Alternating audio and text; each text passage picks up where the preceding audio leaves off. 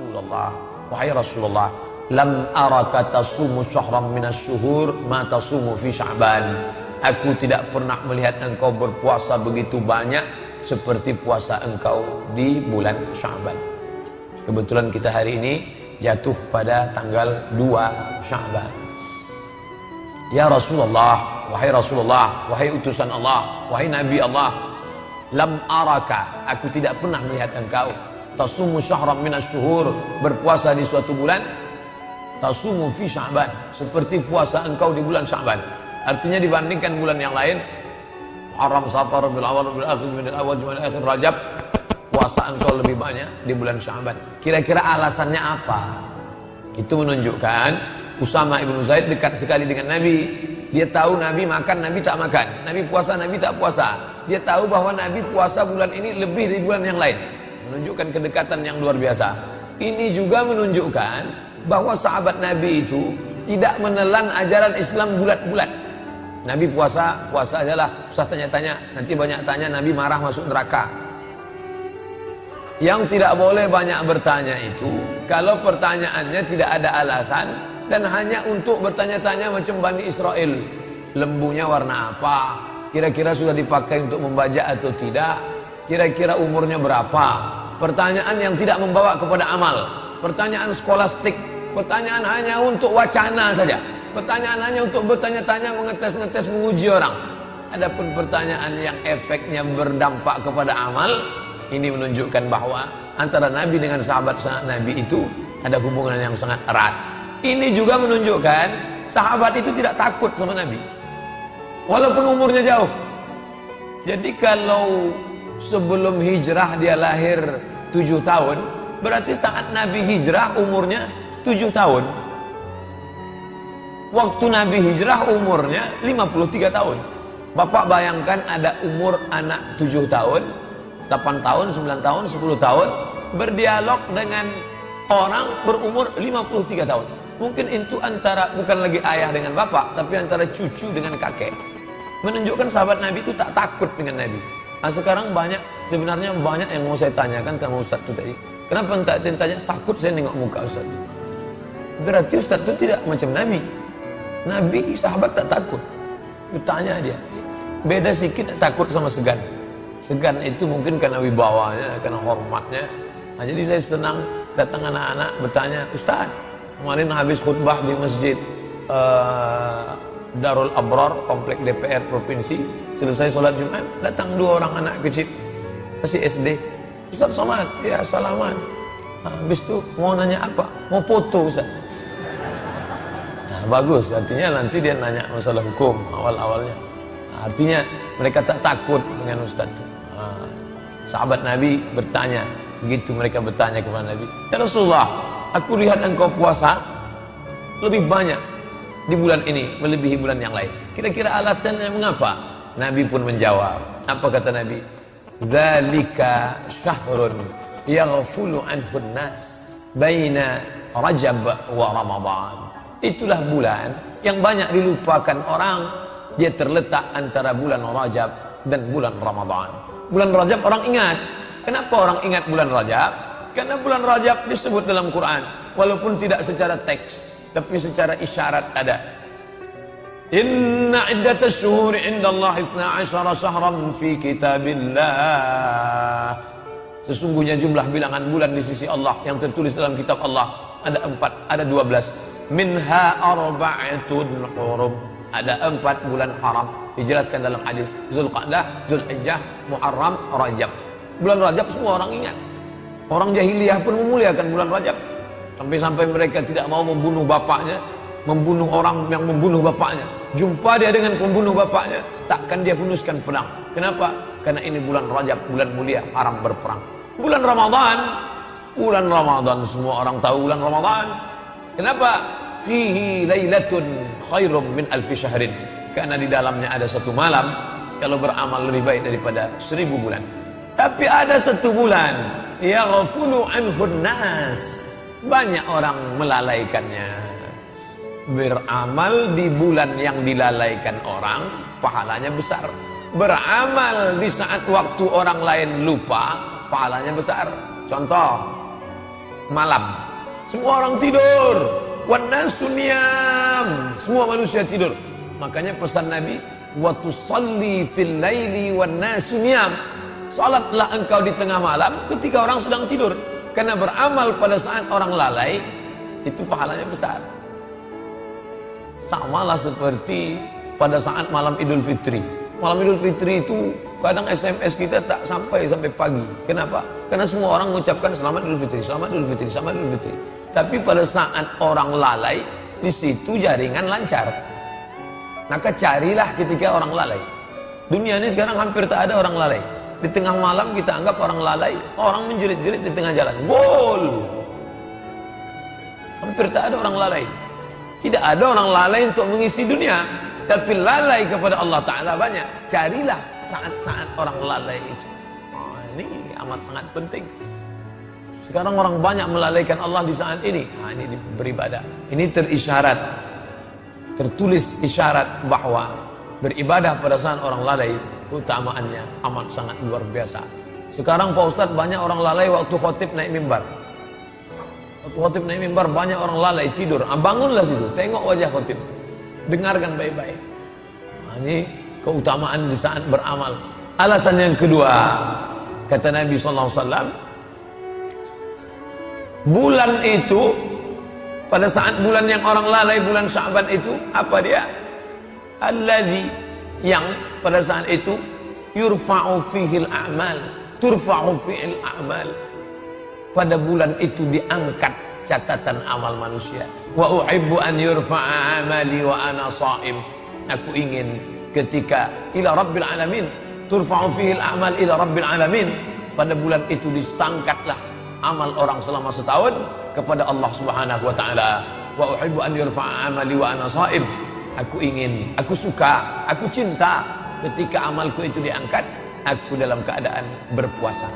Imam Ibnu Rajab Al-Hambali dalam kitabnya Fathul Bari, Syarah Sahih Al-Bukhari.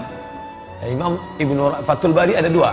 Satu Fathul Bari ditulis oleh Imam Ibnu Hajar Al-Asqalani. Satu lagi adalah ditulis oleh Imam Ibnu Rajab Al-Hambali. Imam Ibnu Rajab mengatakan, amal diangkat itu 3 kali. Amal harian, amal mingguan, amal pekanan, amal tahunan. Amal harian itulah yang diangkat setelah sholat asar. Makanya utama beramal sholat berjamaah, sholat asar. Sholat asar berjamaah, sholat sama dengan malaikat. Sholat subuh berjamaah, sholat sama dengan malaikat. Lau ya'lamuna ma fil atamati was subhi. Kalau andai dia tahu pahala sholat subuh berjamaah, la atauhu mahabwan. Mereka akan datang walaupun merangkak. Malaikat yang menjaga malam tadi, dia akan naik pada subuh ini, gantian dengan malaikat yang turun pada saat subuh. Mereka akan berjaga untuk siang menjelang asar. Nanti waktu asar, buku catatan amal dari sholat subuh ke sholat asar itu diangkat. Ini amal harian, kata Imam Ibnu Rajab Al-Hambali. Kemudian ada amal pekanan, saya tak sebut mingguan. Minggu diambil dari kata minggu, artinya hari menyembah Tuhan. Sedangkan kita sebut pekan, sepekan. Kenapa pekan? Karena biasanya satu pekan ada pekan, yaitu selama 7 hari. Jumat, Sabtu, Ahad, Senin, Selasa, Rabu, Kamis. Maka pada hari Kamis dianjurkan berpuasa Kamis. Aku ingin pada saat amalku sepekan itu diangkat, aku juga dalam keadaan berpuasa.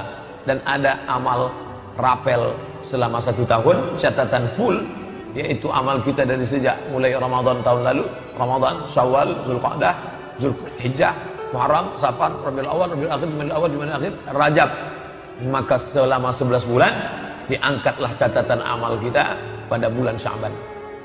Wa uhibbu an yurfa'a amali wa ana sha'im. Aku ingin ketika amalku itu diangkat, aku dalam keadaan berpuasa. Pada saat amal harian dilaporkan kepada Allah, Allah bertanya kepada malaikat. Allah bertanya bukan Allah tak tahu. Allah bertanya dalam banyak ayat, dalam banyak hadis. Allah bertanya, begitu cara Allah mau ngasih tahu kepada orang yang tak tahu. Saya mau kasih tahu ke mahasiswa, tapi saya ingin bagaimana supaya mereka mendengar jawaban saya ini menjadi segar. Ada rasa ingin tahu. Karena beda antara informasi yang saya sampaikan begitu datar dengan yang saya pancing dulu. tahukah kalian siapa orang yang paling rugi? Ketika saya katakan itu, bukan berarti saya tak tahu. Saya ingin memberitahu kepada mereka dengan cara memancing keingintahuan, dengan cara bertanya. Maka Allah bertanya kepada malaikat, hai malaikat, ketika engkau bawa buku catatan hambaku itu tadi, mereka sedang apa? Mereka sedang sholat asar berjamaah, ya Allah, bersama dengan kami. Itu amal harian, amal pekan, sepekan. Ketika kalian bawa catatan amal hambaku itu satu pekan, mereka sedang apa? Mereka sedang puasa hari Kamis, ya Allah. Begitu juga dengan tahunan. Ketika kalian bawa buku catatan hambaku itu selama setahun, saat kalian angkat amalnya, dia sedang apa? Kata malaikat menjawab, mereka sedang berpuasa, ya Allah. Mereka tahan makan, mereka tahan minum, mereka tahan mata, mereka tahan nafsu syahwat. Padahal istrinya halal, padahal makannya halal, padahal minumnya halal. Apakah mereka pernah melihat surgaku? Tidak. Apakah pernah mereka merasakan nerakaku? Belum. Apakah pernah mereka melihat aku? Tidak.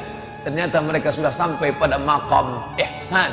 Anta'budallaha ka'annaka tarahu, fa in lam takun tarahu fa innahu yaraka. Engkau sembah Allah, engkau beribadah kepada Allah seakan-akan engkau melihat dia, walaupun engkau tidak melihat dia, fa innahu yaraka, tapi engkau merasakan sedang dilihat oleh dia. Dan orang paling merasakan ihsan itu ketika sedang puasa. Ketika sedang sholat, orang ihsan, tak berani dia menggerakkan biji matanya ke atas karena dia sedang merasa dilihat, dipandang Allah. Pada saat orang melaksanakan ibadah umrah, dia sedang ihsan. Tak berani dia mencabut bulu hidungnya, tak berani dia mencabut rambutnya, tak berani dia mencabut duri di pokok kayu, tak berani dia membunuh binatang, karena dia sedang merasakan ihsan, pengawasan Allah SWT. Maka pada saat puasa, tak berani dia makan, tak berani dia minum, tak berani dia berpikir yang tidak-tidak, tak berani dia berkata-kata bohong, dusta, sia-sia, lara. Kenapa? Dia sedang berada dalam pengawasan Allah Subhanahu wa ta'ala. Maka alangkah baik, agung dan mulianya ketika di awal-awal ini kita kaji hadis ini, mumpung masih di awal bulan Sya'ban, maka hadis ini yang kita kaji diriwayatkan oleh Imam An-Nasai dalam kitab Sunan, diriwayatkan oleh Imam An-Nasai. Status hadis hadisun hasan, hadis hasan. Di sisi lain, hadis ini juga memberikan kabar gembira bagi ibu-ibu yang banyak hutang puasa di tahun lalu. Tahun lalu tinggal puasa berapa hari? Tinggal 30 hari. Banyak betul, sampai 30 hari mengandung, menyusukan anak. Jadi seorang suami tahu, sadar betul dia juga sebagai suami mengingatkan istrinya, dia juga sebagai anak. Kita ini laki-laki sebagai suami satu kali, sebagai anak satu kali, sebagai abang satu kali, sebagai adik satu kali, sebagai paman satu kali. Ada perempuan di sekitar kita, ada beberapa perempuan yang itu di bawah pengawasan kita. Bukan kita dicari orang pada saat mau menikahkan anak kemanakan saja, tapi juga adalah sebagai laki-laki yang bertanggung jawab terhadap ibadah mereka. Kita ingatkan adik kita, kamu punya anak, ya, sedang menyusukan anak, ya, puasamu tinggal kemarin 30 hari. Itu tanggung jawab kita. Jangan sampai kita biarkan mereka sehingga kita mendapat gelar dayus. Muhammad dayus ya Rasulullah. Siapa itu dayus ya Rasulullah? Alladzi yuqirrus su', membiarkan anak kemanakannya, membiarkan saudaranya, membiarkan adiknya su', melakukan perbuatan buruk. Perbuatan buruk bukan hanya tidak menutup aurat, perbuatan buruk adalah tidak mengqadha puasa. Maka kita ingatkan, ini bulan Sya'ban nih, keutamaannya banyak, maka engkau qadha puasamu yang lalu. Lupa. Sejak Syawal sudah 11 bulan tak mengqadha puasa. Maka di bulan Sya'ban ini, mumpung masih tanggal 2, besok hari Ahad tanggal 3, hari Senin tanggal 4. Ahad, oke. Ahad saya tak bisa puasa nih. Kenapa? Ini godaannya besar nih, ayam panggang, ayam penyet, pesta, nikah, walimah, akikah. Saya tak bisa puasa nih Pak Ustaz. Hari Senin tak ada halangan. Maka hari Senin, malam Senin itu bangunkan istri, bangunkan keluarga, ajak mereka mengqadha puasa. Niatkan puasa, saya niat mengqadha puasa yang tinggal tahun lalu, diqadha pada hari Senin, maka keutamaannya luar biasa. Qadhanya lunas satu hari, dapat pahala puasa Senin, dapat pahala puasa sunat Rajab. Jadi beramal lik cerdas, smart, cerdas.